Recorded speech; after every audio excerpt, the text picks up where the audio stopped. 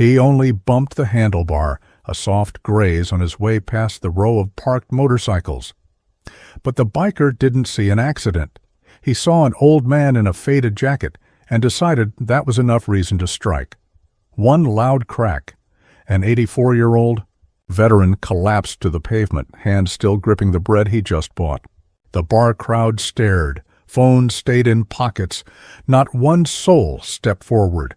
But 30 minutes later, the silence shattered.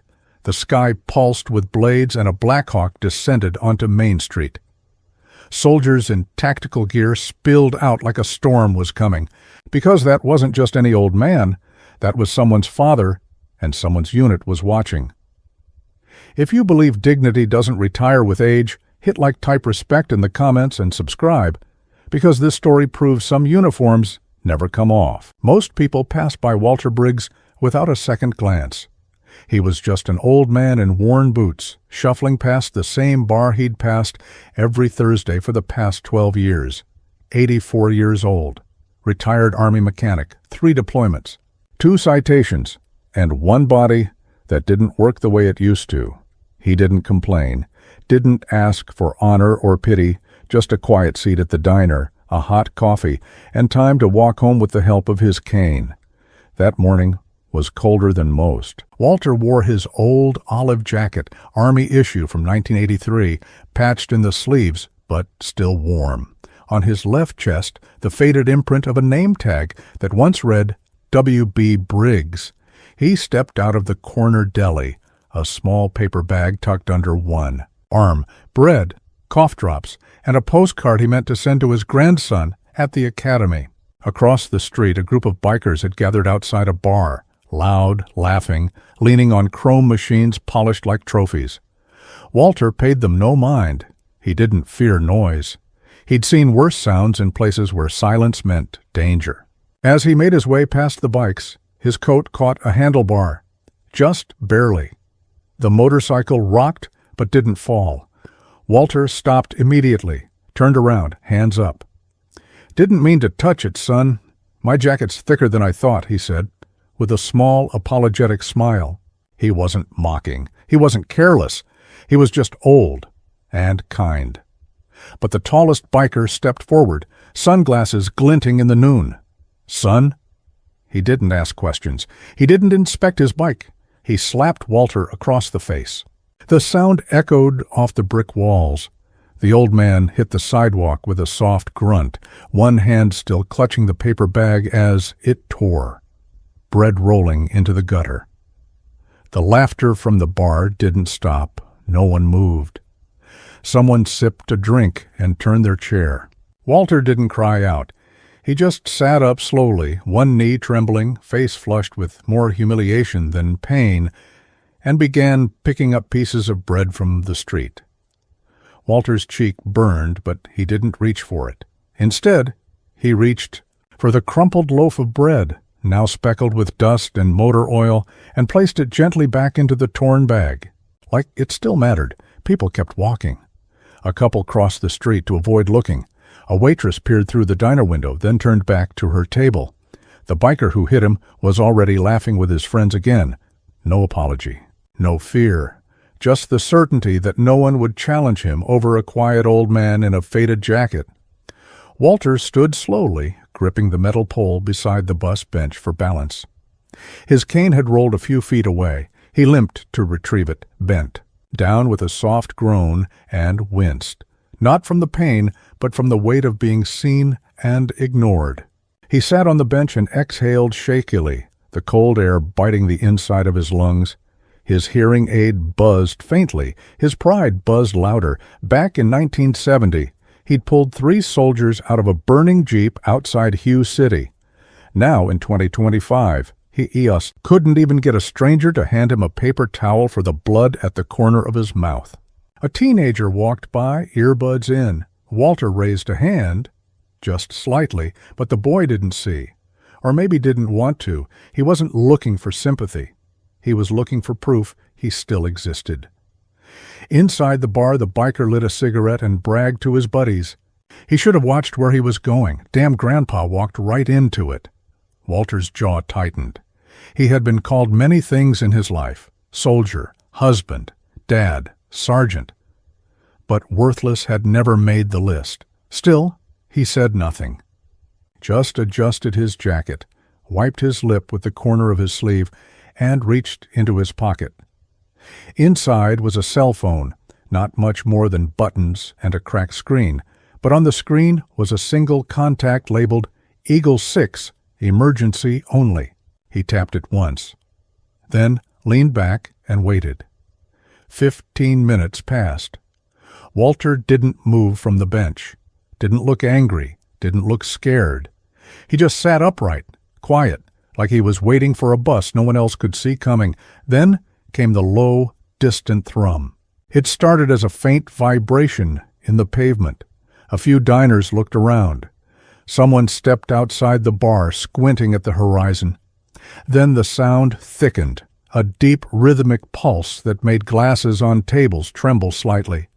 The bartender stepped out to check the noise. "That's not a truck," he muttered. And it wasn't. From beyond the tree line, emerging like thunder on wings, came the unmistakable silhouette of a Black Hawk helicopter, low, fast, and headed straight for downtown. Phones came out. Shoppers froze. Dogs barked from passing cars. Within 60 seconds, the Black Hawk was descending into the empty field behind the row of shops. A second later, a matte black SUV pulled up from the opposite direction and screeched to a halt outside the bar. Doors opened in unison. Boots hit the pavement. Not one man raised his voice. A dozen figures in tactical gear stepped out, eyes scanning, movement precise, as if they'd done this 1,000 times and never once got it wrong. Out of the helicopter, one man stepped forward. No sunglasses, no swagger, just command in every line of his posture. He was younger than Walter, but not by much, maybe early 50s, broad-shouldered, jaw set, eyes like steel. He walked straight toward the bench. Walter looked up, blinked once, and nodded. The man didn't salute. He knelt. "Dad," he said quietly, one hand brushing the dried blood from Walter's cheek. "I got here as fast as I could." Walter didn't say a word. He didn't need to, because in that moment, the biker, still standing by his friends, still smug in his ignorance, turned slowly toward the growing silence around him, and saw the men, and saw the patch on the lead man's shoulder, U.S. Army Special Operations Commander. Briggs, the biker finally realized. He had just slapped the wrong man. The street was silent now. The biker stood frozen, leather vest creaking slightly as his shoulders stiffened. His smirk evaporated like steam off asphalt. Commander Briggs rose slowly from his kneel, hands steady at his sides. He didn't draw a weapon. He didn't clench a fist. He just looked. Behind him, his men fanned out wordlessly, forming a semicircle that closed off the entire block. No weapons in sight, just the kind of presence that made your spine straighten by instinct. Walter, still seated, lowered his head briefly, not in submission, but in quiet acknowledgement. Inside the bar, music had stopped. Someone peeked from behind the blinds. A waitress ducked down behind the bar counter, phone forgotten in her hand. The biker took a step back. As Commander Briggs moved forward, his voice quiet but clear. "Which one of you struck a veteran?" No one answered, not at first. Then the biker stepped forward, barely, arms raised, half in mock defense. "Man, it was just some old guy. He bumped my ride." Briggs didn't blink, didn't flinch. "That old man served this country while you were still learning how to spell your own name." A ripple passed through the onlookers. Someone recording muttered, "Oh, damn." The biker scoffed, trying to hold on to bravado. "You military types think you can just roll in like you own the place." Briggs took one step closer, only one. But it was enough to erase the distance between patience and consequence. "I didn't come here to threaten anyone," he said, calm as a loaded gun. "I came here because my father bled on a sidewalk while cowards laughed." He turned slightly, raising a single finger toward one of his men. The soldier nodded and stepped back, speaking into a radio clipped to his vest. 2 minutes later, a police cruiser pulled up, sirens off, lights cold and silent. This time, the cops didn't look bored. They looked cautious. Briggs didn't explain. He just pointed at the biker. The officers understood. The cuffs clicked shut, not in rage, but in quiet resolution. The biker didn't resist. There was no point. The moment those cuffs clicked, his confidence dissolved like cheap ink in the rain. As the officers led him toward the cruiser, a strange stillness fell over the block. People emerged slowly from doorways and windows, as if waking from a spell. Walter still sat on the bench, his hands resting on his cane, his expression unreadable. Commander Briggs returned to him, quietly crouching again to eye level. "You okay?" Walter nodded faintly, then offered something almost like a smile. "I've had worse," he muttered. "But not in front of so many people who did nothing." That line hung in the air. A woman with gray-streaked hair took a tentative step forward. Then another. She approached Walter with her eyes down, holding out a clean handkerchief. I should have said something. "I'm sorry." Walter took it gently, nodded, and then it began. A young man near the coffee shop removed his baseball cap. A father lifted his child onto his shoulders and whispered something. A boy no older than 10 stood ramrod straight and saluted, clumsy but earnest. The crowd around the bar slowly transformed, phones lowered, hands extended. No one shouted, no one cheered. It wasn't about spectacle, it was about respect, long overdue.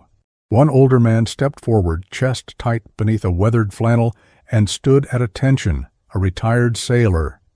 Another joined him, former Air Force, and just like that, a small line of veterans formed along the sidewalk, shoulder to shoulder. Briggs stood back and let it happen. His team didn't move. They watched silently, like they knew this moment wasn't about them.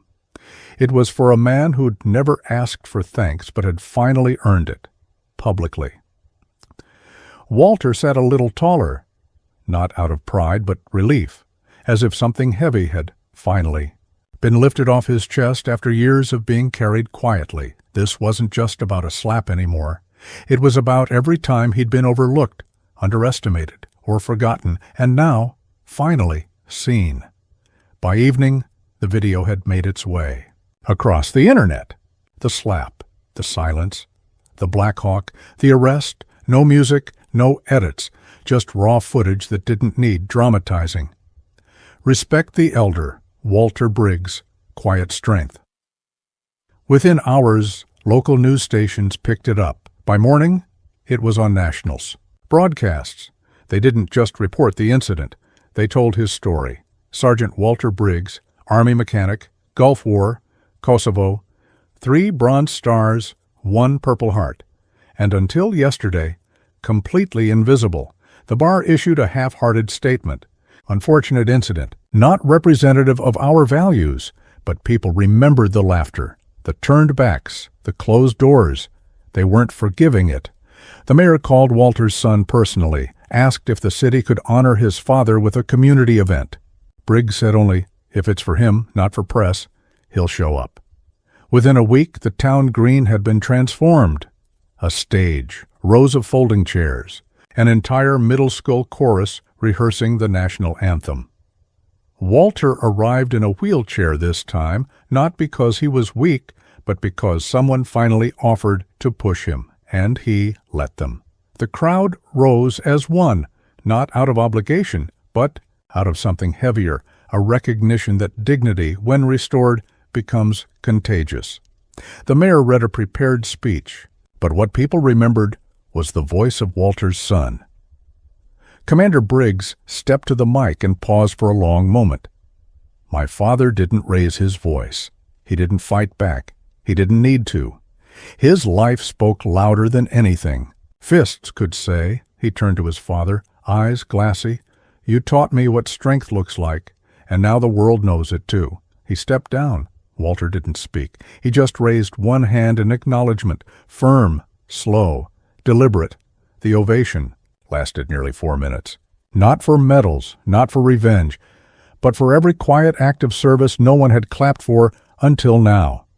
A few days later, Walter received an unexpected letter. Handwritten, shaky, no return address. Inside were 6 words. If you'll meet me, I'll... Listen, it came from the biker. At first, Walter didn't respond. He had every right to ignore it. No one would have judged him for walking away, but something in the way the letter was written, uneven lines, ink smudged at the edges, reminded him of another broken man from long ago, one of his own from the service, haunted, angry, but not beyond reach. He asked his son to arrange a short meeting before the biker's court hearing. In a quiet courthouse room, with no cameras and no uniforms, the man who had once slapped him sat hunched forward, stripped of attitude. Leather vest, replaced with a plain button-up. Hands clenched like he was bracing for impact, Walter entered slowly. Didn't speak at first, just sat across from him with a veteran's stillness that could silence an entire room. I didn't know who you were, the biker muttered. That's the problem, Walter replied gently. You didn't care. The man swallowed hard, eyes darting. My dad was a soldier too, Vietnam. Came back shattered. I grew up hating uniforms because I thought they took him from me. Walter nodded slowly. I knew men like him, lost just as much as they brought home. There was no lecture, no punishment, just a quiet space where truth finally stood up straighter. Then pride. The biker, his name was Kyle, wiped his face roughly and slid a folded paper across the table. Judge's orders or not, I'm starting therapy. Signed up to volunteer at the VA downtown. I want to earn something back. Walter looked at the form, then at the man who had once knocked him to the ground.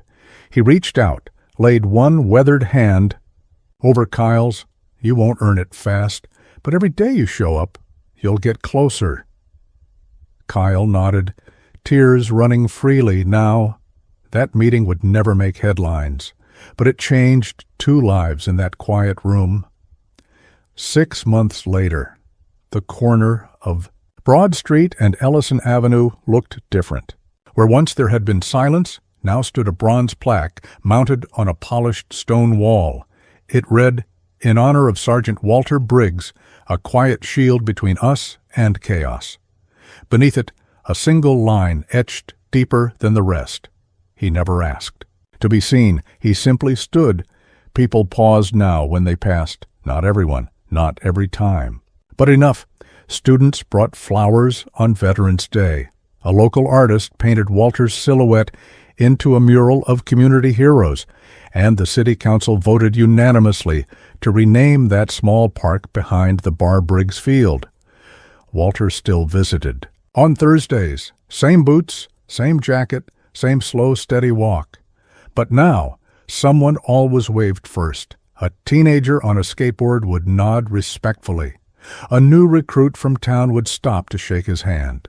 A father would point him out to his child, not as a legend, but as an example. Kyle, the man who had once struck him, now drove veterans to and from the VA twice a week. He wore no uniform, but his actions started to fit like one. Sometimes, Walter saw him at the diner helping a frail vet into a booth or carrying someone's groceries.